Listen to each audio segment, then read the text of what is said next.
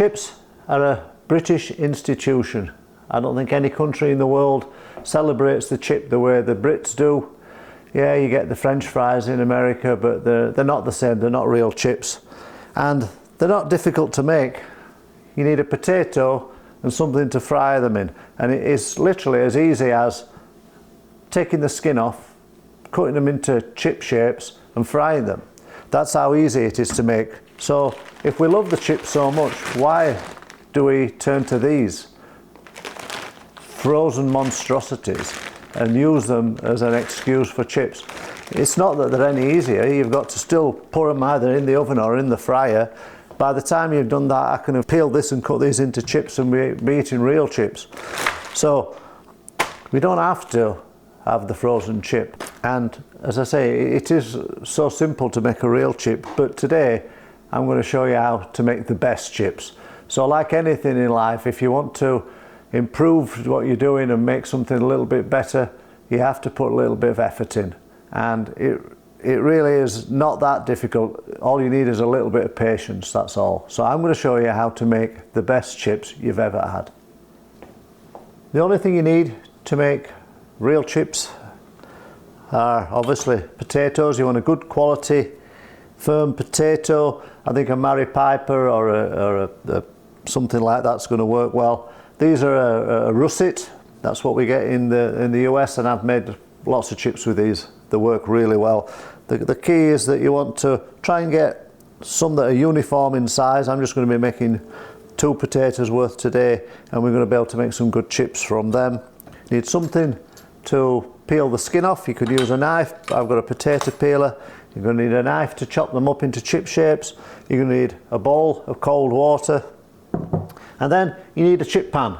And I'm using an electric deep fat fryer. The traditional method, of course, would be to use a pan with oil or lard on the hob. I'm going to be using an electric fryer, and in there I have got peanut oil. I have used lard in the past, but the lard I get in the States is not as good as traditional British lard, and I find peanut oil to work better. And then to do normal chips, you just turn it on, turn it to around about 375 Fahrenheit, and you would just fry them until they're golden brown. But we're going to be doing an extra step today, and we're going to be doing twice cooked chips. And the first cooking is done at a lower temperature, so I need to make sure that I've got the temperature correct. So I've got a temperature probe that I use for cooking. It's an insertion probe, and that's just going to let me test the oil to make sure it's the right temperature before we start frying.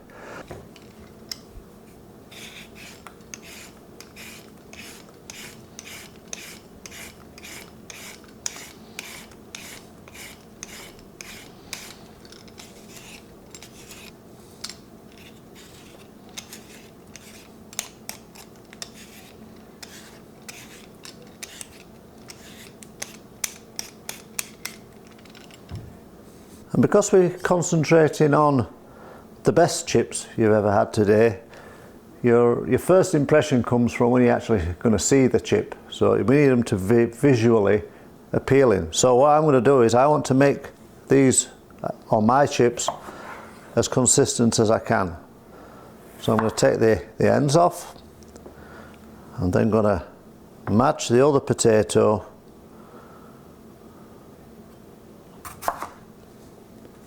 so that we're going to have chips of equal length.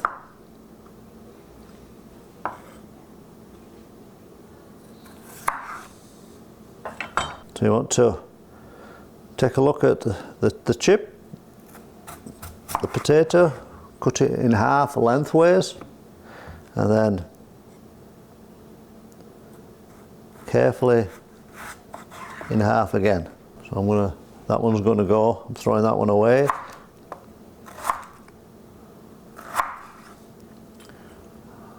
What we're looking for is a chip that is square in sort of profile.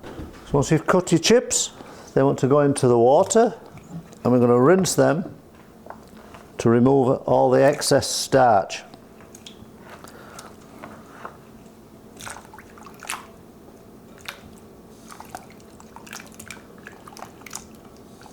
then drain the water and put them back into some more cold water.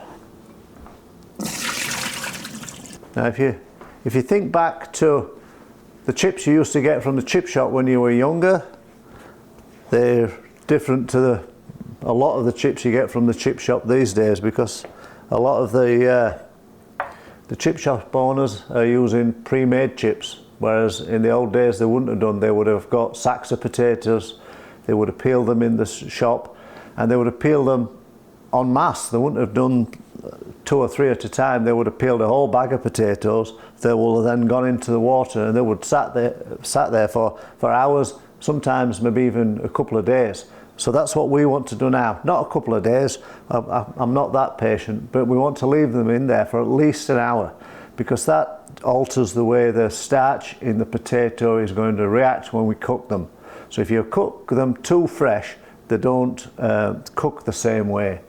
And the way the chip shop owners when I was younger, back in the 70s, the way they used to do them, they would twice cook their chips. So they would before the chip shop was open, they would pre-cook large quantities of chips 3/4 of the way through, and then when they got a rush on, they only had to wait 2 or 3 minutes for the chips to finish cooking on the second cook. So that's what we're going to do today. We're going to try and recreate the chips from your youth. So now I've just got to be patient and wait an hour, and then we can start to fry.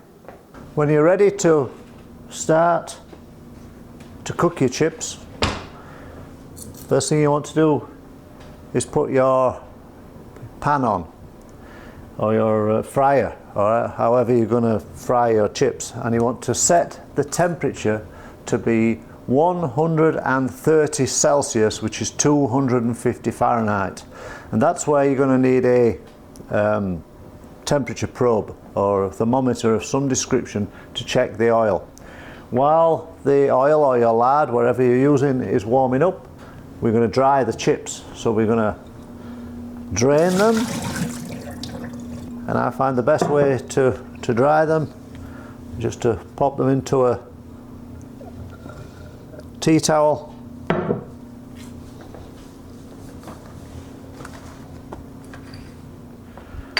and give them a bit of a shake and dry them off. Check the progress of our oil.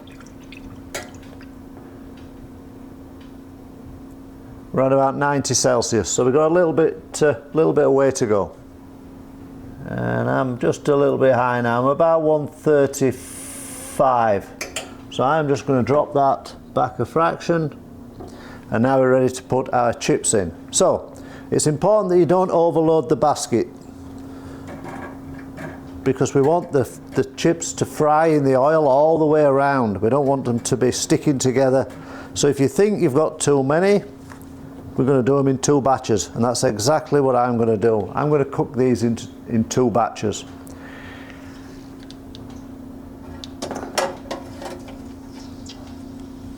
So this is a very low oil temperature for cooking chips. Generally you would have it at what we're going to cook them the second time.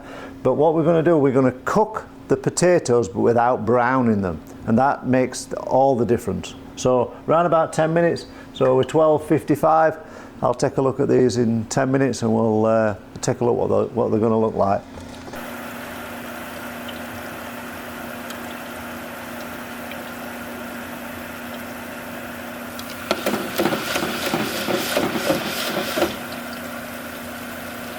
So after around about 10 minutes, these are just starting to brown and they're starting to float in the oil. That means the chips or the potatoes are cooked, but this is where we remove them from the oil.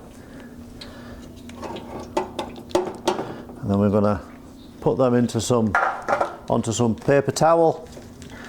And we're going to let those drain and cool, and we will load our next batch up. When all your chips are cooked and they're all on the paper towel draining, whoops, you leave them to cool completely. So we can turn our chip pan off, but we're not going to put it away because we do need it again later. When you're ready to cook your main meal and you're ready to cook your chips, you want to put your oil back on at 190 degrees Celsius, which is 375 Fahrenheit. So for my fryer, that's all the way around. And then you want to get your chips, which are cold now, and you want to put them into your frying basket.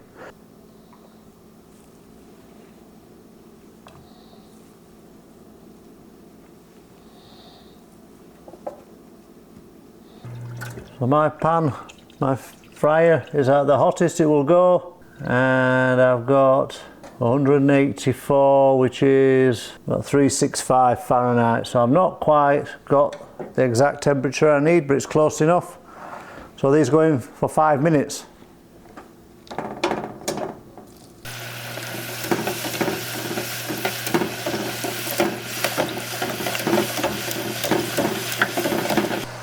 We're literally 3 or 4 minutes into the cook now, and they are golden brown. I am going to call it at that. We'll take a look at what we've got. I mean, just look at them.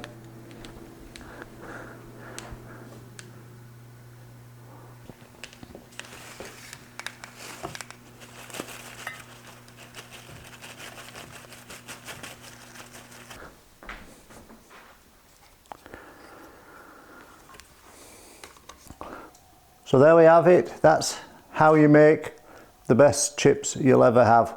Now, obviously not as easy as an oven chip, or even as easy as just peeling a potato and putting them straight in the fryer. But for a special occasion and as a special treat, I think they're worth the effort. And the fact that you almost pre-cook these 95% of the way beforehand, it actually makes them a really easy addition to any sort of dinner party, or if you're inviting friends round, because you can have these just ready to drop in the fryer, and in 3 or 4 minutes they're ready to serve. So I think while they may take a little bit more effort, in my opinion, the taste of these things is amazing, and it's worth that little bit of extra time and patience. They are fabulous.